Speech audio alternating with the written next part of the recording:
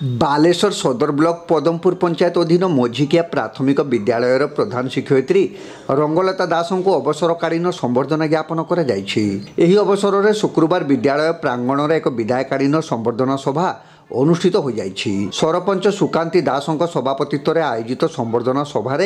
मुख्य अतिथि भाव पंडित मधुसूदन पंडा शर्मा जोगदे विदाय प्रधान शिक्षयित्री कार्यकाल मध्य विद्यालय में होइथिबा शिक्षा व्यवस्थार उन्नति संपर्क में वक्तव्य प्रदान करथिले। विगत 37 वर्ष धरी उक्त विद्यालय में निरंतर शिक्षा जोगाई आसुथिबा प्रधान शिक्षयित्री आज आम गहणरू विदाय नेबा अत्यंत दुखर विषय बोली एही अवसर में सरपंच सुकांती दास उल्लेख करथिले। सम्मानित अतिथि भाव सदर ब्लॉक उपाध्यक्ष चैतन्य सिंह, पूर्वतन सरपंच ताराकांत दास, पूर्वतन सरपंच प्रशांत नायक, विद्यालय परिचालना कमिटीर सभापति टुकुलू दास, रघुनाथ रथ, सीआरसीसी त्रिलोचन परिड़ा, संगीता रथ, प्रताप चंद्र पंडा, गोलक चंद्र नायक, प्राथमिक शिक्षक संघर संपादक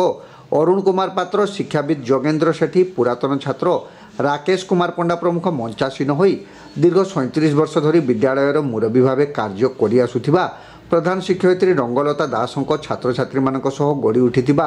सुसंपर्क विषय उल्लेख करथिले।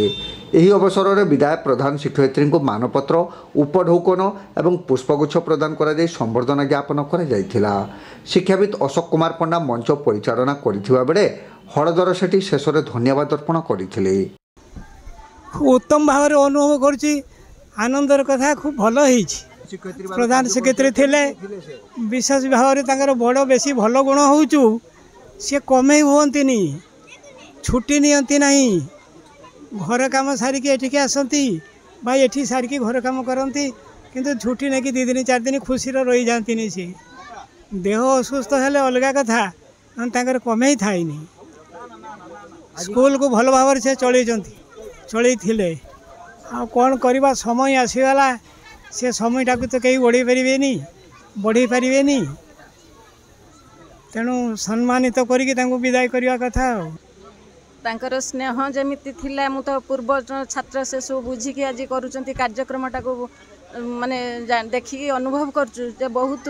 दीदी को बहुत भल पाउथिले पूर्वतन छात्र अबिकार छात्र जमीती गोटे आमर कथार अच्छी गाँ तो परिमल धोबा दुठरू सेमती आज स्कूल को पशिला बेलू से जो छुआ मान शिक्षा देइचंती संस्कार देइचंती सेठी मु बहुत खुशी हली आ आनंदित भी हली आ दीदी गर्व अनुभव कर जाऊ एभली टीचर को आज आम समय तो क्या पाखर बंधा नुहे समय चली बाटर किंतु दीदी आज जो विदाय नौ भी मत बहुत दुख लगुच आनंदित भी लगुच जो पिला संस्कार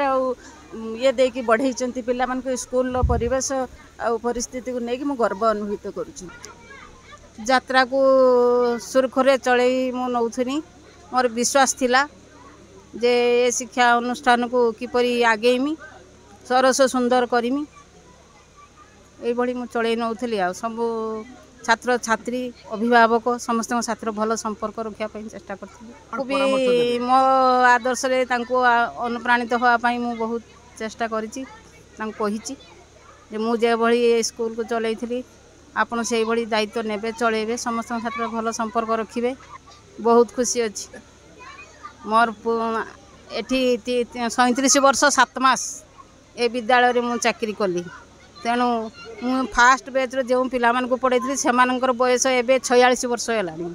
तेणु समस्ते वर्तमान मोर संतान समस्ते मते बहुत भल पाती कहीं दिने मते कहीं माने पदे किसी कह भी नहांती मते ठीक सम्मान दे मो छुआ मैंने मो शिक्षक जीवन सार्थकता मुझे पाई दुखी ना वर्तमान रो शिक्षा व्यवस्था जो भली हो जाती शीघ्र एथरू विदाय नेले भावुँ भल रही।